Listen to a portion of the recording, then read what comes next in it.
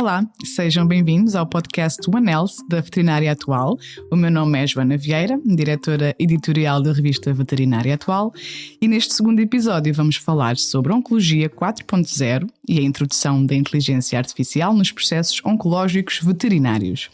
Sabemos que a oncologia veterinária, tal como na oncologia humana, tem evoluído nos últimos anos, não só nos diagnósticos que se tornaram mais precisos, mas também nas especialidades de tratamento. Mas queremos ir um bocadinho mais além e por isso vamos falar sobre a inteligência artificial e de que forma esta pode prever a possibilidade de um animal vir a desenvolver algum tipo de cancro durante a sua vida. Ou seja, os processos digitais e perceber os seus benefícios aplicados à oncologia animal. E claro, sempre com o foco na One Health, que é este o objetivo também do podcast, e refletir sobre o posicionamento do médico veterinário na saúde global e oncologia comparada. E para se juntar à conversa, convidei a Joana Lourenço, que é médica veterinária e responsável pela área de Oncologia e Cirurgia Oncológica da Clínica Veterinária Boa Nova e também professora auxiliar convidada da Faculdade de Medicina Veterinária da Universidade de Lusófona.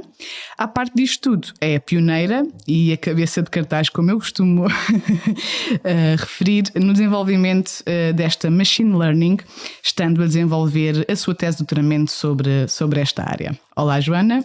Olá, Joana. Antes de mais, quero agradecer o convite por estar aqui presente convosco. É um gosto.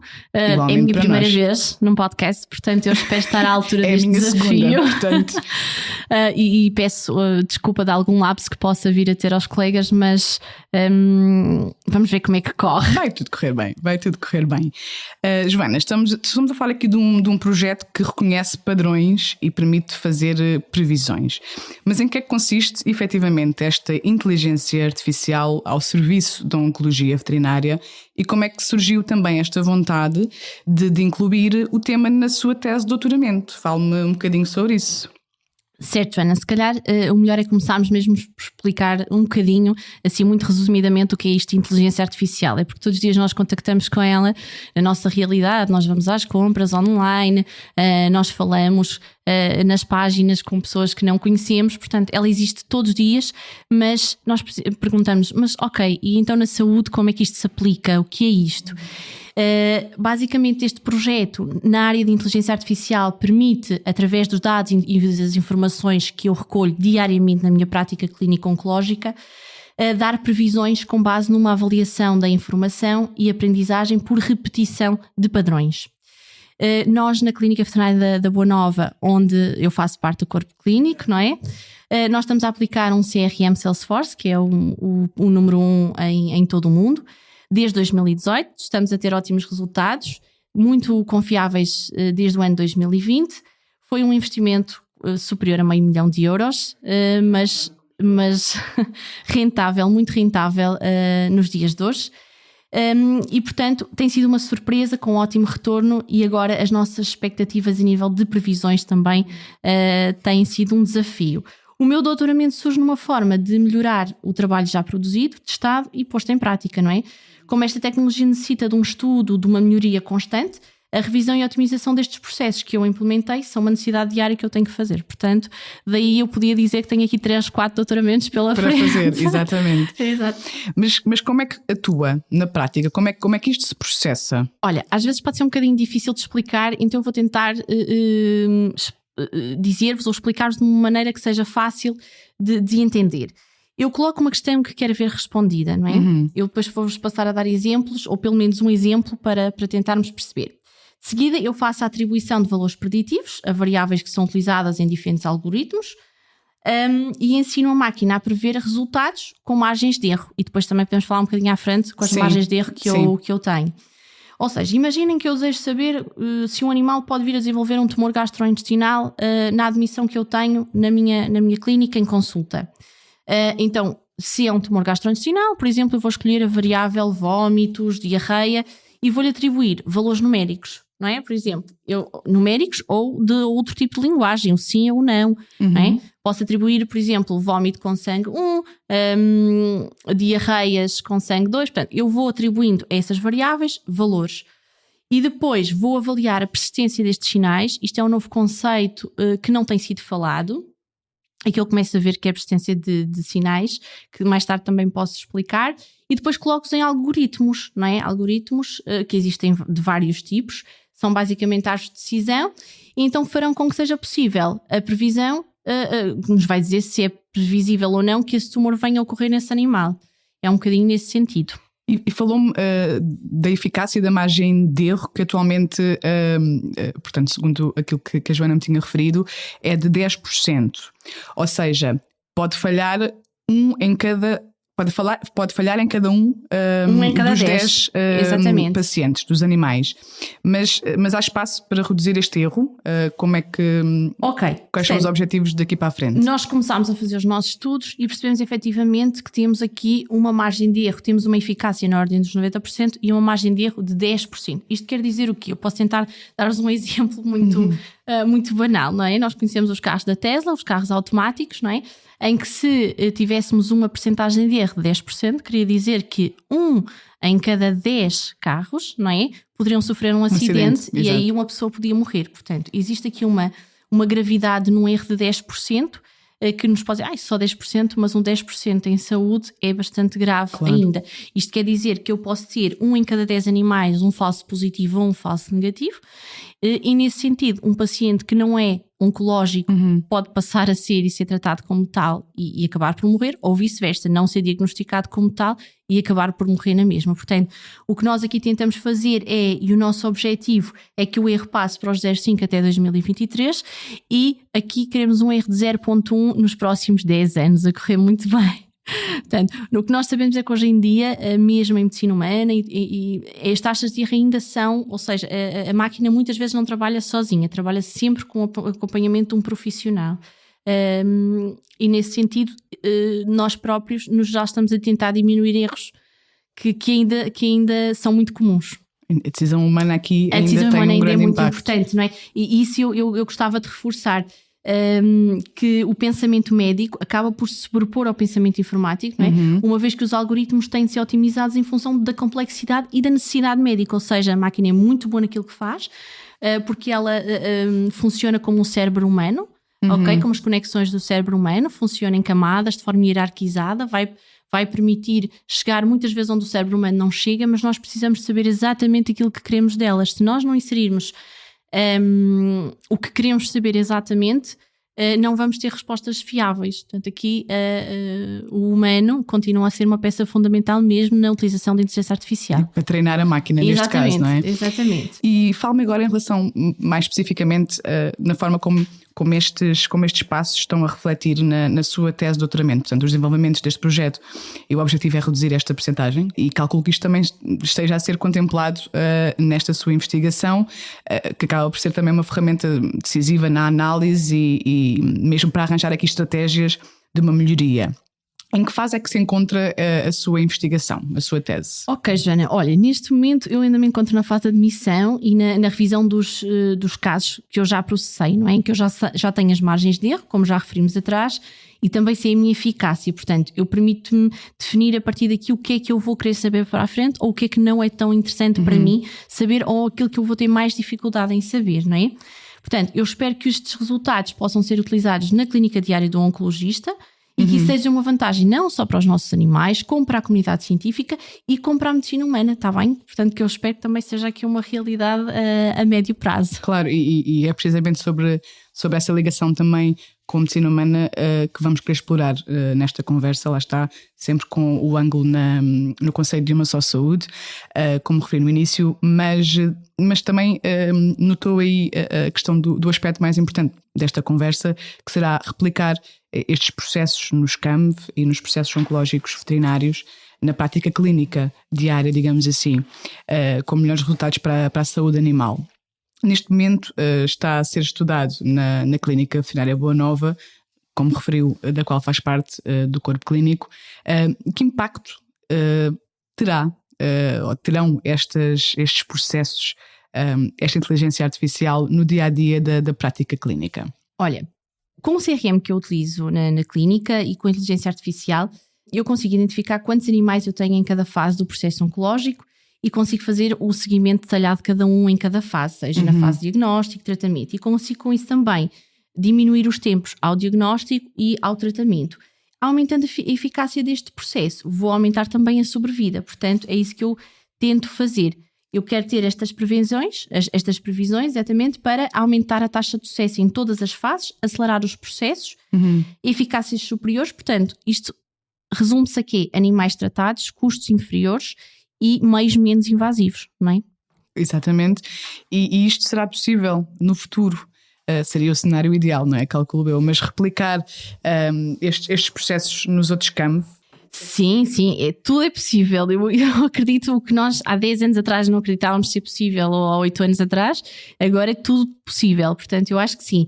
Tenho de ser honesto em afirmar que apenas é possível com um grande nível de informação, com processos clínicos, fluxos montados, tudo muito bem organizado. É também importante referir que esta barreira de digitalização que nós temos, que é comum neste setor, acaba por ser um grande obstáculo, não é? E depois tem outra parte, que é a adoção por parte dos colaboradores, das pessoas que trabalham connosco, é motivo de algum bloqueio, porque se nós não nos explicarmos exatamente a razão pela qual estamos a fazer aquilo, essas pessoas são um bocadinho resistentes à mudança, e isso é transversal. Portanto, na nossa clínica foi um processo árduo, com duração de 1 ano, mas que correu, pode-se dizer que relativamente bem, porque é uma equipa jovem, mente aberta, visão e dedicação. Portanto, eu acho que tudo é possível.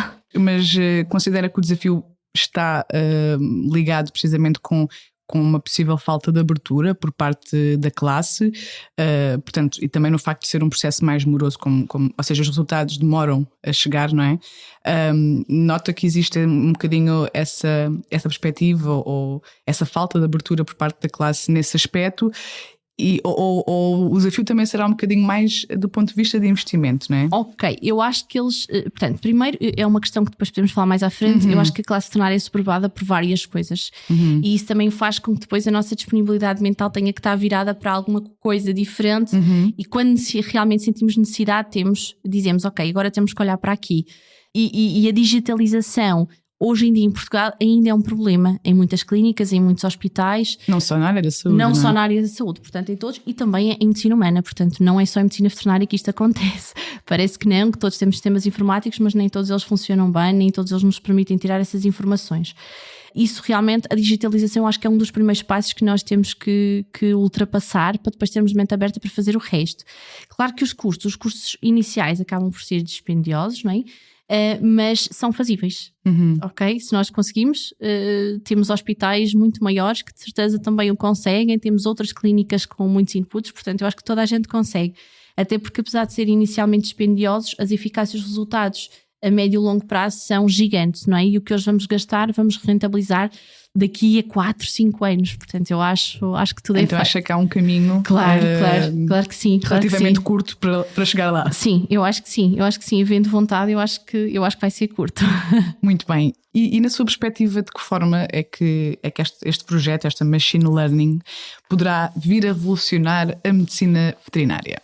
Olha, Joana, eu nesse sentido posso falar de alguns estudos que eu fui lendo, não é? Sobre medicina veterinária, e reparei, tanto em medicina como medicina veterinária, que isto é uma coisa que nos últimos 5 anos é que se começou a desenvolver mais. Ou seja, apesar de existir, foi aqui que começámos a bater mais os estudos. E então o que é que eu encontrei a nível de medicina veterinária? Que foi utilizada, por exemplo, para obter informações sobre potenciais surtos de doenças zoonóticas emergentes, ameaças ao bioterrorismo, e, por exemplo, também numa situação engraçada foi a de leishmaniose, em que nós conseguimos prever com precisão a carga de leishmaniose em cães a partir dos seus sinais clínicos, bioquímicos ou serológicos. Okay.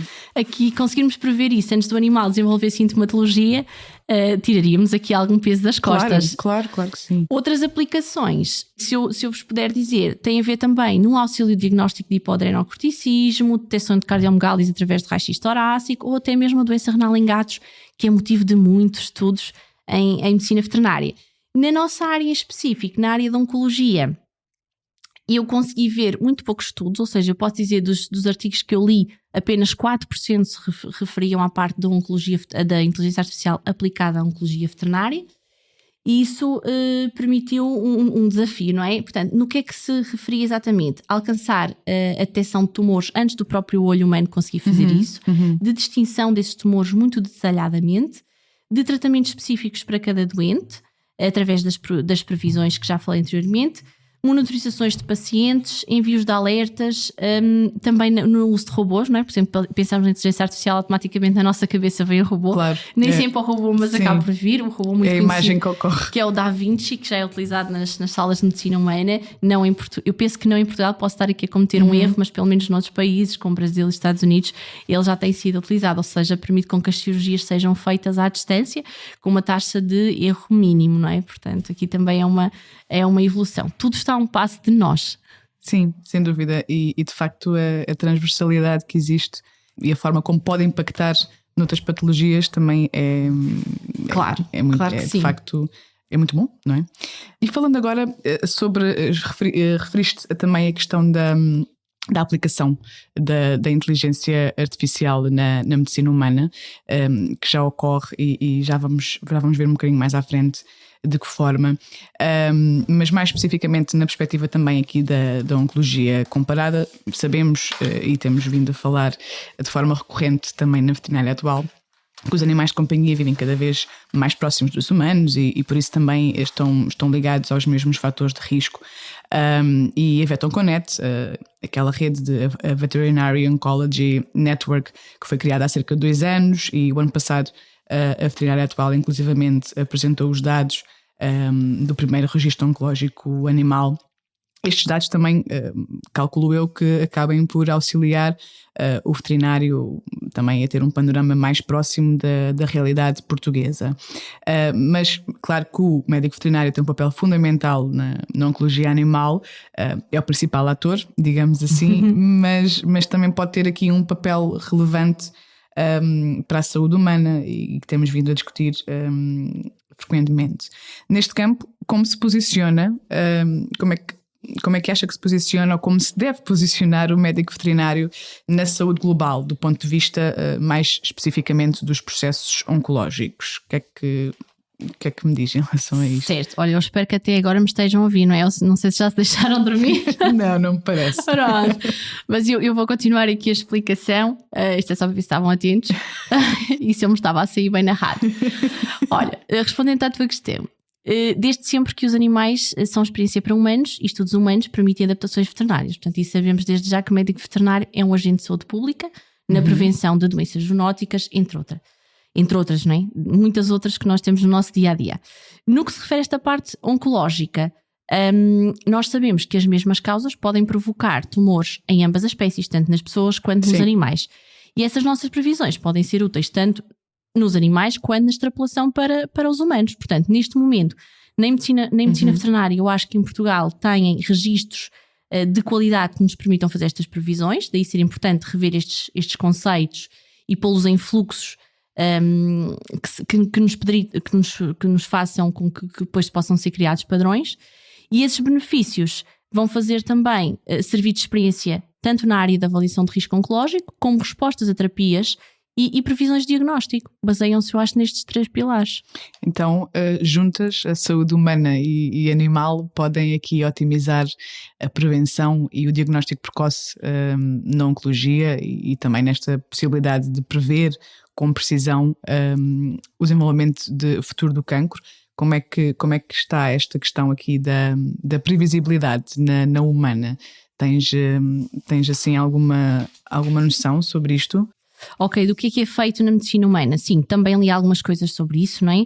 Basicamente tem tudo a ver com o facto de termos reconhecimento de padrões em softwares, utilização de algoritmos, permitiu comparar milhões de imagens em segundos, não é? O que permite que hoje consigamos ter em medicina um diagnóstico rápido e preciso em imagens de taque e ressonância magnética. Portanto, às vezes onde o médico não vê aquela falha, já conseguimos percepcionar isso antes. É utilizado na genómica do cancro, em medicina personalizada, avaliações de risco, detecções de lesões e caracterização, classificações de estadiamento. Portanto, aqui uma panóplia de coisas, não é? E depois, só não esquecer que em saúde é onde consegues ter um maior banco de dados, de textos, de imagens, e que isso vai permitir também associar de forma ágil sinais a sintomas. Portanto, isso é fundamental para ter diagnósticos precoces, não é só com a história. Eu posso dar um caso muito atual aqui no âmbito da One Health, não tanto na área da oncologia, mas que eu acho que é importante falarmos porque é na área do Covid, não é? Que é uma doença que está na ordem do dia. 2022. Quer dizer, hoje a ordem do dia passou a ser outra, infelizmente. Sim, infelizmente. Por outros motivos. À data que estamos a gravar, é um facto. E vamos acabar por esquecer o Covid em detrimento desse. Andámos tanto tempo a lutar para conseguirmos sobreviver e agora voltamos a matar. Mas pronto, à parte. No âmbito do Covid, existe um laboratório no centro do país que tem vários postos de colheita aqui mesmo em Lisboa, não é? Em que eles utilizam 4 robôs parametrizados em laboratório e que permitem a realização de cerca de 5.000 PCRs de Covid de 10 em 10 horas. E apenas com 2 pessoas em laboratório. É um feito. Eu sei porque são família, portanto estão comigo e eu vejo que é um trabalho inacreditável fazer isto e portanto devem ser dos poucos laboratórios em Portugal e não sei se na Europa, aliás eu acho que na Europa que estão a utilizar neste momento a parte também de inteligência artificial no âmbito do Covid. É um exemplo. É um exemplo perfeito. Sim, e perfeito. Daqui da tudo comparação. É possível, não é? Tudo é possível. Tudo é possível e desde que facilite e que melhore, permita melhorar a saúde global, como estamos a falar, esse é o objetivo. Agora gostaria de focar-me aqui um bocadinho mais nesta questão dos tutores e perceber como é que encaram atualmente o cancro nos seus animais de companhia. Se estão conscientes para a importância da prevenção, do acompanhamento regular, qual é a tua percepção tendo em conta a tua prática clínica? Olha, sabes que os animais de companhia, eu às vezes falo tutor, eu não falo muito de tutores, não concordo nem discordo, gosto mais de donos ou proprietários, apesar de eles não serem coisas... Essa é uma discussão também que costumamos ter com frequência. Apesar de eles não serem donos, não são objetos, não é esse o significado, mas isto aqui há alguma responsabilidade por parte da pessoa que estamos a falar. E eu, na minha prática clínica, acabo por tratar mais por donos ou proprietários, se bem que hoje em dia o termo mais utilizado é tutores, portanto peço desculpa por esse lapso, mas eu continuo a chamá-los assim. Portanto, eles são considerados nos dias de hoje, como tu sabes, um membro da família, cada vez mais, não é? Temos aquele casal de jovens que acaba por ter o seu primeiro filho, que é o cão. Exato. Portanto, cada vez se torna mais difícil a aceitação desta realidade e maior é a dificuldade em lidar com ela, não é? Muito mais porque vamos agora começar a ter, ou estamos agora a ter, ou já começámos a ter há alguns anos, animais cada vez mais jovens com tumores. Portanto, que também ainda acresce... Como os humanos. Exatamente. Tal que ainda acresce esta dificuldade. O que é que eu tenho feito? Eu tenho vindo a desenvolver nesta área um estudo exaustivo sobre a comunicação com o dono, empatia, o uso de inteligência emocional e para breve também estou a fazer uma parceria com uma psicóloga especializada na área do luto, portanto que faça o acompanhamento do luto, portanto desde o início até ao fim, com o proprietário. Nesse sentido, a utilização da inteligência artificial é importante porque eu vou saber quais os tumores, quais os tratamentos e prognósticos mais comuns em determinadas raças, não é? E dar-lhes outra segurança também, não é? E dar-lhes outra segurança, não é? Portanto, assim, relativamente à tua pergunta, eu acho que muitas vezes eles ainda não têm bem noção do que é que podem fazer para prevenir, não é? Até porque nós sabemos algumas causas, mas maioritariamente quando nos perguntam, é o fumo, portanto, também não temos dados suficientemente consistentes, ou seja, eles não têm noção de como é feita essa prevenção e como é que isso pode ser importante, mas acho que já percebem que o acompanhamento é fundamental e é parte integrante de uma fase de um processo oncológico, sem dúvida. E notas essa vontade também e essa abertura, esse cuidado por parte da classe em passar essa mensagem para os tutores, para os donos? Sim, sem dúvida. Cada vez é mais difícil tu dar estas notícias, ou seja, é sempre difícil tu dar estas notícias, porque a receptividade também é difícil. Eu não percebi se a tua pergunta era relativamente a isso ou relativamente à receptividade neste contexto de inteligência artificial. É mais no sentido também da forma como a classe percepciona essa... Okay. No fundo estamos aqui já a extrapolar para outro tema que dava outra conversa, mas... se está receptivo a este tipo de desenvolvimento. Sim, esse tipo de desenvolvimento e esse tipo de abordagem para com o tutor, esse cuidado especial também em passar a mensagem, como é que notas isso na classe? Eu acho que tem receptividade, é como eu digo, não acho que façamos a oncologia não é da maneira certa, nós fazemos a oncologia da maneira certa. Acho que não temos bases durante todo o nosso percurso académico que nos permitam muitas vezes trabalhar isso com segurança, não é? E depois não estamos a falar com as emoções do animal, porque o animal não sente, estamos a falar com emoções das pessoas, não é? E nós acabamos por ser ali muito mais psicólogos naquele momento, médicos, psicólogos.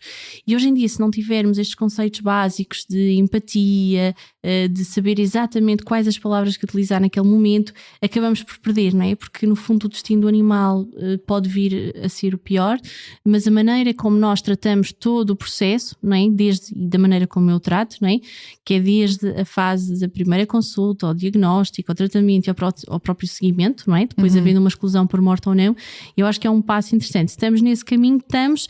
Se nos faltam bases, eu acho que sim, não é? Mas é uma evolução, Claro, e isso também, e é muito discutido, acaba sempre por vos subcarregar como profissionais, não é? Claro, sim, e emocionalmente. E mais uma vez, isso também já daria aqui outro tema. Mas, e assim, para terminar também, Joana, consideras que a classe veterinária está receptiva, agora sim, especificamente sobre esta questão da inteligência artificial? Sim, achas que está receptiva a este tipo de desenvolvimentos? Vocês são pioneiros, não sei que perspectiva já tens tido. Eu acho que assim, eu acho que a classe que tem interesse, quando falamos do assunto, tentam perceber, portanto eu acho que sim. Acho que neste momento ainda estamos naquela fase em que nós temos que aprender tudo, um bocadinho todas as áreas, e depois somos desgastados e porque nos preocupamos demasiado ou com a gestão de clínicas, ou com a gestão de pessoas, ou com respostas a casos, e às vezes estamos tão cansados que não conseguimos ter essa abertura. Apesar disso, o que eu tenho visto neste sentido, e até com a nossa inauguração que fizemos da sala de inteligência artificial na nossa clínica, e que depois até publicámos no LinkedIn, e que até pessoas de outras áreas... Não fui convidada. Olha, foi uma coisa atual muito... Não foi convidada. Não, foi uma coisa muito rápida, não é? Porque nós também quisemos agradecer a quem nos ajudou a fazer aquilo em tempo recorde, e foi uma coisa mesmo muito pequenina, mas temos planeado um meeting para breve, e aí de certeza que a Veterinária Atual... oficial. Exatamente, e a Veterinária Atual com certeza está convidadíssima. E nesse sentido publicámos...